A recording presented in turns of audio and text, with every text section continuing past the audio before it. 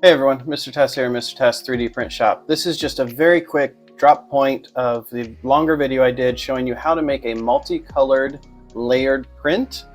And so basically what I did is I wanted to make a layered print of this Kentucky Derby logo. So first I had to go out, I sourced the logo from the Kentucky Derby's website. I imported that into paint.net. All of this is free software. I'll have links in the description.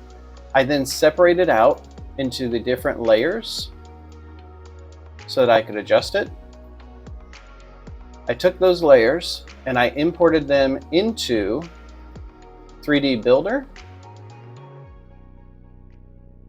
and I layered them on top, and then I set their heights so they were 0.3 millimeter difference between them. So you go white, black, gold, and then the red.